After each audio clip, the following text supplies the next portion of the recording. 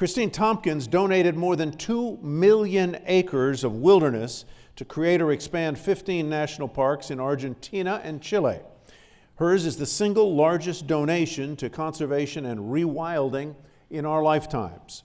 She's a visionary and a hero in the world of conservation, and she remains an explorer with a deep love for wild, untouched places. And Tompkins, the longtime CEO of the outdoors brand Patagonia, comes to us today from one of those wild places, Antarctica. Right now, Kristine is on an expedition way, and I do mean way, down under. But with the magic of Zoom, she will join us from 8,400 miles away with a pre-recorded presentation. Please welcome Kristine Tompkins.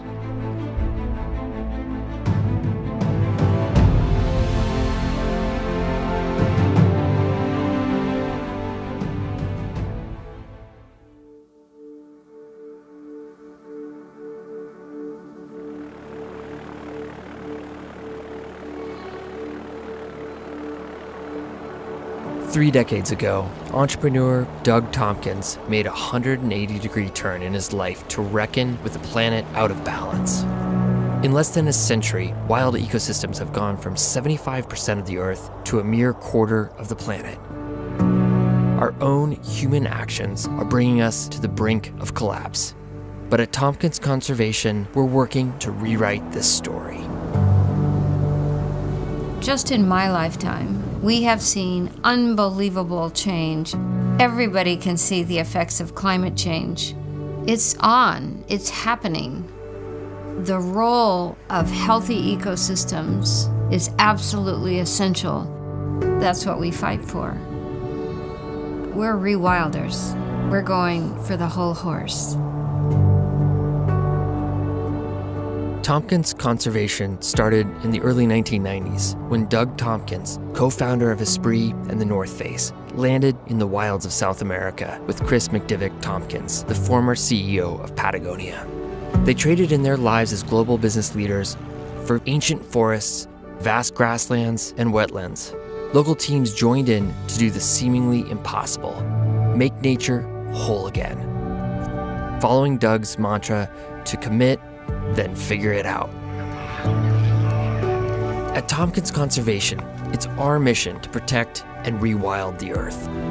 Over the last 30 years, we've helped create or expand 15 national parks in Argentina and Chile, protecting 15 million acres of land and 30 million acres of ocean.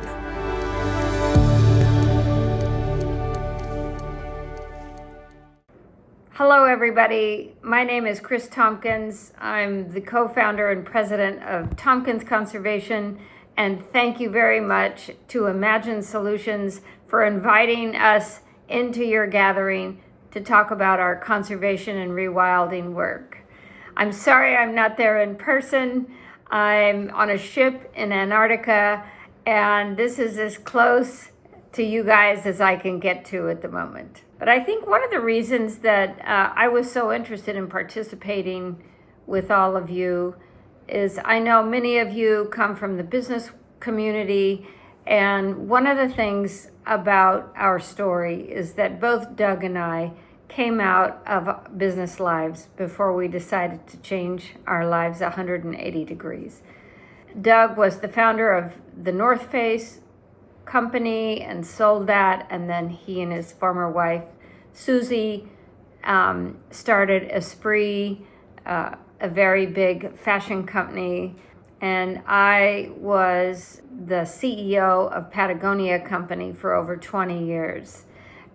In the early 90s, both of us, quite separately, began to feel that being in business, happily though we both were, was also becoming more of a conflict in terms of our own growing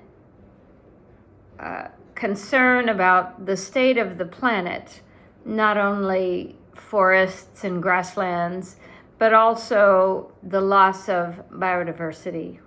So making the decision to leave our former business lives was massive at the time, but we could never have guessed in that moment that what would be much more complex, much more interesting in a certain kind of way, and definitely a bigger challenge was to try to acquire, aggregate large tracts of land, and we're talking about millions of acres, and protect them if they were pristine, restore them if they had already been damaged, and again, bringing back species in the non-human world who had gone missing altogether or whose numbers were low and fragile.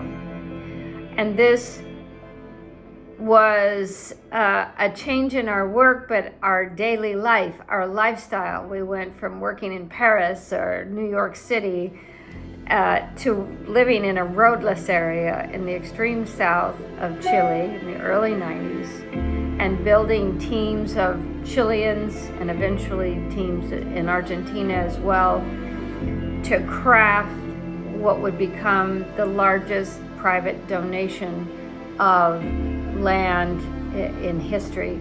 And this, of course, these big projects take great people who are willing to live in very isolated places and be in the field every day. A lot of my business experience has really helped me in conservation and rewilding work. And here's why. One, when you're coming out of business, you really have a kind of discipline and relentlessness that some people just aren't trained to have. That's one thing. One of the other great things that comes from the hard knocks of being in business is the understanding that as a CEO, any leader, one of their major responsibilities is to make sure that whatever you're driving, whatever corporation, entity you're in charge of, you build the system into the system for succession. And when my husband died 9 years ago in a kayaking accident, I immediately turned to the two teams we had built over time and with whom we'd worked with for almost 25 years, one in Chile and one in Argentina. And I said, you guys need to be independent as quickly as possible, because if something happens to me, we want you to be as tough and as clear and with every skill you need to take the second generation on. So this has taken place in Argentina. It is a fully independent team named Rewilding Argentina, and the same thing in Chile, fully independent, Rewilding Chile. And they're working not only they are the leaders of the second generation of Tompkins Conservation, but we now work with the third generation of Tompkins Conservation through these groups. And for me, that's what matters. So I get asked a lot, like, actually, what is rewilding? And I want to say this. It is a very simple idea and very complex to get it done. Rewilding, in its broadest sense, is looking at a landscape, a seascape, and protecting it. That's absolutely essential, and the bigger, the better. But what's taking place inside those territories? What species are gone? Who's missing? Because in the absence, especially of keystone species, the species that sit at the top of that entire territory, the ecosystem cannot function properly. And when ecosystems don't function properly, they collapse eventually. So it's not enough to protect the territory. You have to ask yourself, who's missing, and are we willing to bring them back? And in our case, this has become as much of our daily work as any of the conservation of large territories has been. So the teams in Rewilding Chile and Rewild in Argentina, every time they make a commitment to bring a species back, It's a whole new set of circumstances and a whole new set of challenges. And I bring this up because losing a species is pretty easy to do. You're taking your eye off the ball. You don't care what havoc is raised when you log 1 million acres of forest. But to bring them back is exacting, very intense work.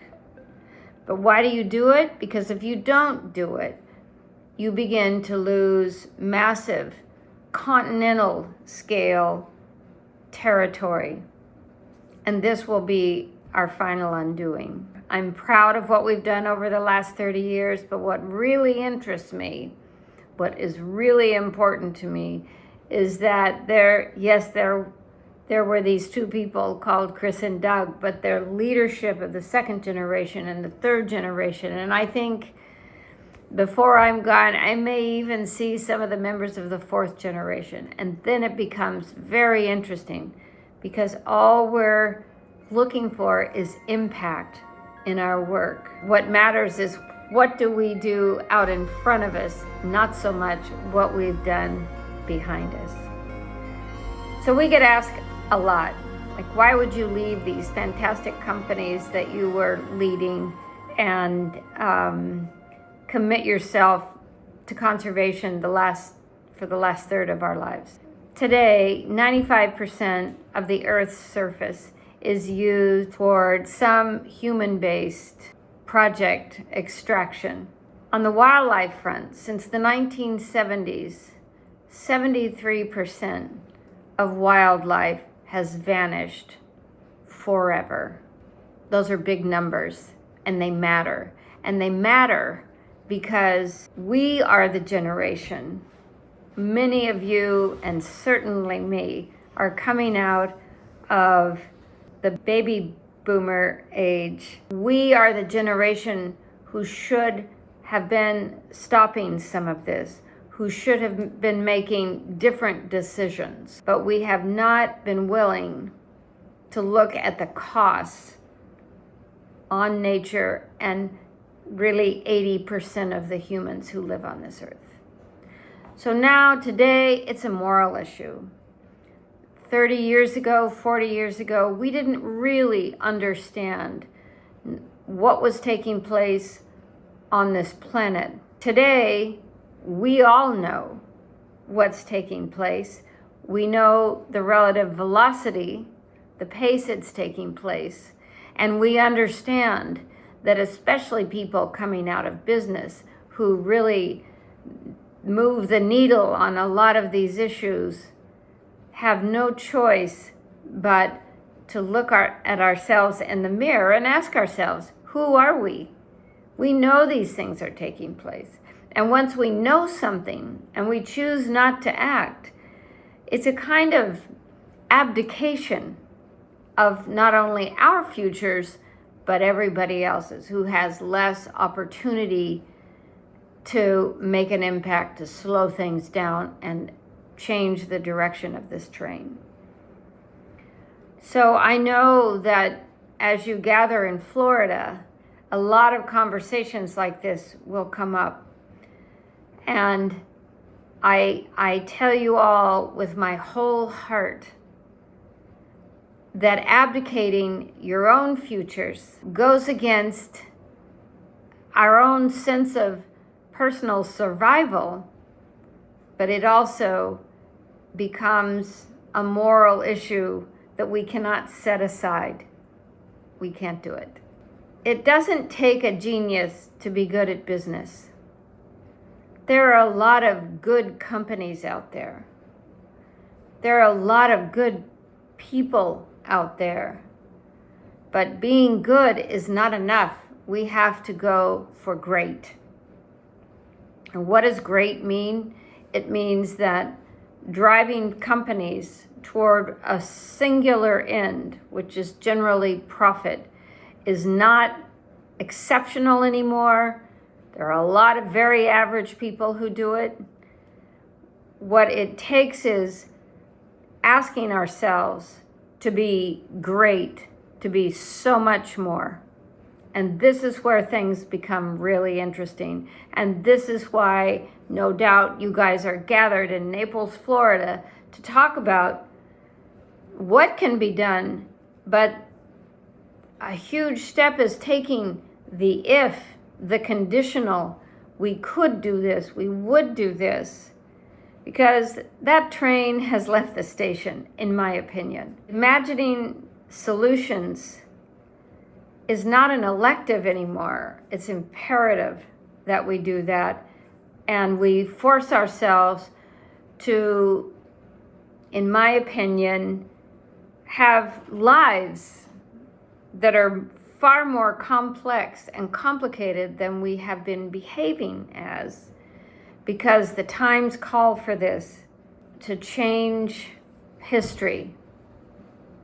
That's where it becomes interesting, and that's where all of us better find ourselves, not in the abdication of the future of life, but rather using all of these assets that we've built up, all the things we got right and a lot of the things we got wrong, and be bold.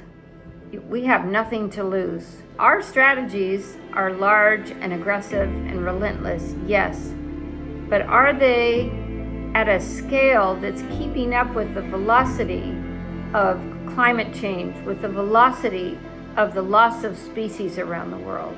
And our answer to that was no. We should go back in, look at everything we do, and how do we change the velocity and scale of the work that we're doing. So about a year ago, we decided, of the millions of acres that we work on, it's still not enough. So we committed ourselves to break out of that mold and start looking at conservation and rewild on a continental scale. Reconnecting the southern cone of South America up to the rest of the continent. That's from Patagonia up to the Amazon, and both in Chile and Argentina. This has evolved to be where we think everybody needs to be working. You can't think big enough today when it comes to these kinds of projects. So no matter what you're doing, after the experience that I've had, both in my business life and in conservation and rewilding, it is impossible to worry about the audaciousness of the ideas that you have. Give yourselves the space and the confidence to go for broke. I really believe this, and I'm almost 75 years old, but I believed this 30 years ago. We have nothing to fear except our own inaction and our ability to be great and not just good. I'll end on this. I get asked a lot of times whether or not I have hope about the future. And I'm really sick of this question that comes to me, because I can see that people ask me, and if I say, yes, I have hope, then they can relax. Hope is a muscle. We have to earn hope. We can't walk around hoping that it's all going to work out. And I really believe that if we want hope, we have to work like hell and deserve it. Join in the process of people around the world of deciding that enough is enough. Change your lives. Change the story. Thank you.